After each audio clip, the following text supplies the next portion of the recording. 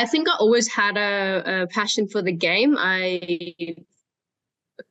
From young days, I remember watching it on TV and playing it with young friends in school and stuff. So I think the passion was always there. I was always an active kid, someone that always loved sport. And cricket just happened to be the one that I was good at as well. I guess naturally I had this ability to bat and bowl, and I had some coordination and stuff as well, which probably helped me sort of and I discovered women's cricket when the T20 World Cup was on in India in 2016.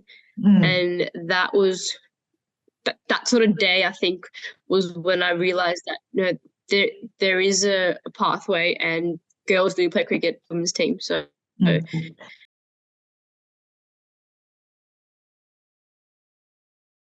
yeah, it was interesting because the academy was something that I sort of came across through someone else. They were like, "Oh, you should come down," and I was like, "Oh yeah, sure, why not? I'll go down." And I went there for a couple of sessions, and the coach was like, "Oh, you should come play in our senior team." But like I said, I was good. Like I just could, like I just sort of had that natural ability to bat and bowl, and I guess for me it wasn't really that difficult of a transition because I was already playing with boys that were a bit older than me, and I trained under under like probably against boys that were probably 2 or 3 years older than me. So I'd already had that experience against older players. So it wasn't too difficult for me personally. I didn't find it too different. But obviously the skill level and the quality is going to be better in playing senior cricket than junior cricket. So that was probably the biggest shift, was the quality. But for me, I just took it in my stride, I guess. I didn't really think about it too much. I was just 13 at that time, and I was just having fun. I didn't really think about it too much.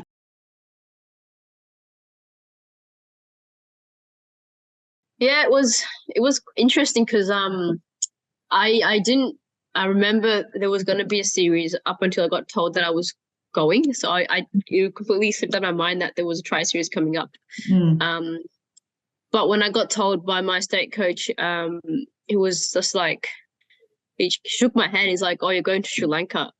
And I was like, why am I going to Sri Lanka? Like, I completely forgot and didn't know. She's like, "Oh, no, you've been picked in the Aussie." And I was like, "Oh, okay, yeah, that's awesome. That's great." So I was really, I was surprised, but I was also really, really happy. I think it was something that I really wanted to achieve. I think playing for your country, but it doesn't matter, A-level is pretty cool. You can travel the world and play cricket, which is a dream. So, yeah, I found out and I was like, "Oh, that was pretty cool." So I told my family after training, and it was pretty cool.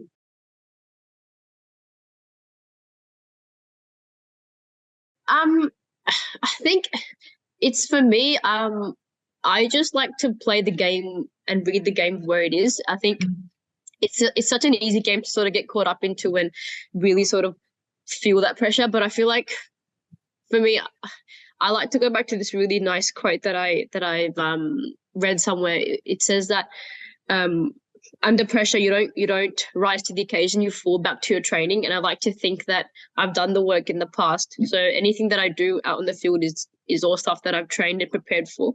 And those pressure moments, I think the most important thing is just be clear in your own head, and just know exactly what it is that you want to execute. So I guess that innings, we needed to get as close to the target as possible, because we were behind the run rate at that stage. So it was really important to make sure we were scoring quickly. And it just happened. It just happened to come off that day, I guess. And I was able to hit some boundaries and get the team as close as we possibly could get that day.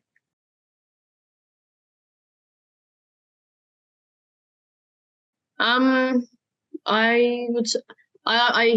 the experience. I played, got to play alongside some of the Melbourne Stars girls. I had a contract with Melbourne Stars, which was really surreal experience. It was really, really cool to be a part of. Got to sort of create friendships with people like Jamie Rodriguez and that from India, and that, so it was really cool. And then I think over time, like the last season I just had was a really good season for me. I scored a couple of hundreds. I took some 5-wicket hauls. So it was pretty cool, especially that first 100. I've been trying to get one for a long time now, so it's really cool to finally get one and help the team win in that sense. Yeah, I think those sort of little things are probably. I got to captain under 15 Victoria country in my first year playing for the state, which was pretty cool as well.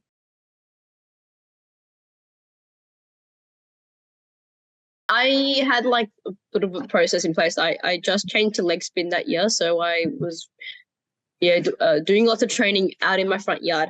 So I just measured up a 22-yard pitch and I would just bowl, get my brother to keep and yeah.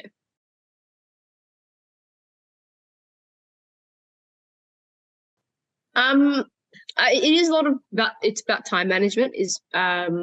You've got I guess sort of have to have a balance between two, because you don't want to be overpowered in one. So I think for me, cricket's very important. It's really crucial in who I am, in what I do. So study just gives me a bit of an outlet in that sense. So it's not just constantly cricket, it's also you've got time to study, but it just comes down to these are the days I'm gonna, like when I was in year 12, this is what I would just go, okay, these are the days I'm training, so that's for cricket, and then I'd fit in study around that.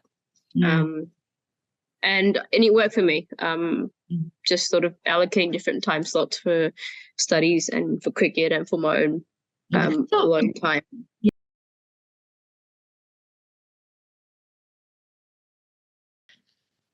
Oh, it does vary throughout the year. So during the season, most days that I'm doing some sort of cricket. So on the weekend it's normally matches, and then throughout the week is training. You'd have club training once or twice a week, and then I do my own stuff, which I find is really important for my preparation. And then you've also got to spend hours in the gym and doing running and stuff as well. So you've got to fit that in as well. And it's that sort of stuff is more stronger during the off season and the pre-seasons, where you do lots of gym and running, and then as the season comes around, because you're already doing lots of physical activity anyway, your loads in your gym and your running are a bit less. But you do both throughout the year, really. Also, you give yourself the time to take a full break where you sort of recuperate, I guess, and then you sort of get back into it.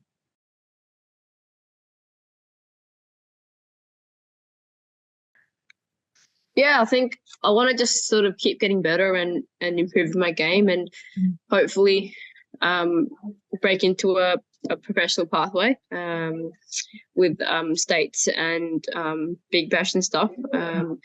Definitely goals that you keep in mind. And yeah, just I want to play at the highest possible level that I can, and hope that the dream that I had as a little kid does come true.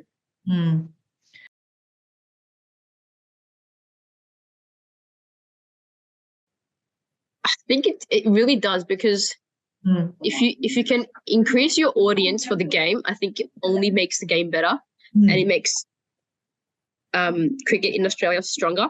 If you've got young girls from India, Australia,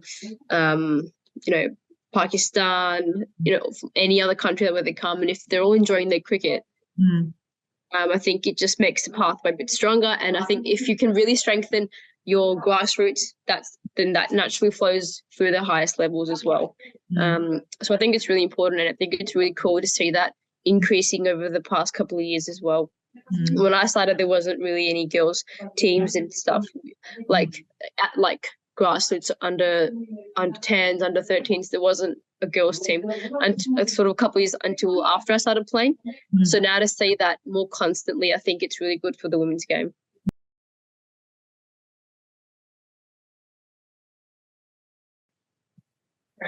Yeah, I don't know. I think it's quite a interesting topic, because there could be so many different factors to it.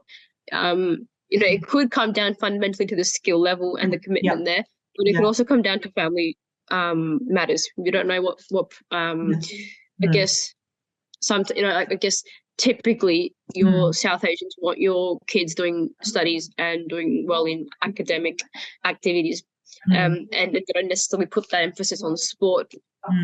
So that could also be a factor, but I think that is changing. I think you're seeing a lot of diversity now in across all teams. Like even I think now you're starting to see in our underage teams as well lots of multicultural different players from different cultures from from South Asia or I've played against some people from all over the world. It's pretty good to see that sort of increasing, but I think it comes down to a lot of different factors. You can't sort of pinpoint one, it could be skill, it could be family pressures, it could be some, if you don't want to play, you don't want to play.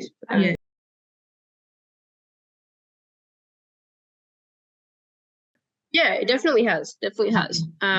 You're seeing more coverage now as well. You're seeing more games on TVs. You're seeing more players becoming more household names. Like you're seeing all that stuff, especially in Australia. I think in India with the WPL, like you're just gonna see that grow more and more.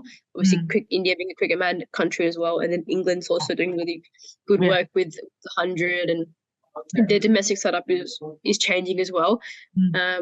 But I think also not just in cricket, but also in the other employment levels within Cricket Australia and all those major organisations and boards. You're seeing more women, being represented in board positions or leadership roles. So it is growing, and it's really good to see.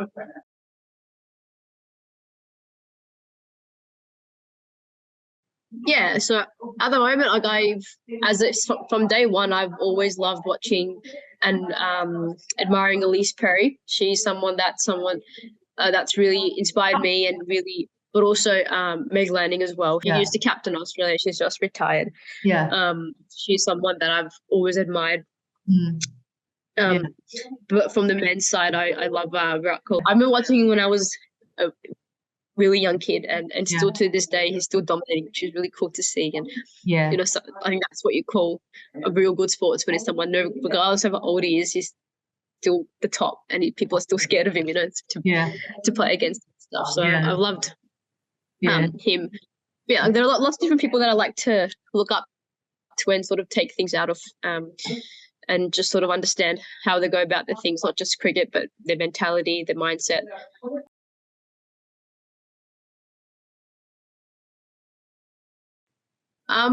It's pretty cool. I like sharing sort of my history and my culture with some of my teammates. It's really cool. They get really interested, and they're really sort of into knowing, I guess, the history of Punjab, from where I'm from, but also in India as well. I love sharing that sort of stuff, and it's really cool to see them listening and learning and getting to understand sort of where I'm from and what my upbringing is like, and it's like that sort of stuff I really like doing as well. But just in general, like I'm very close, I'm very connected to my culture and everything. So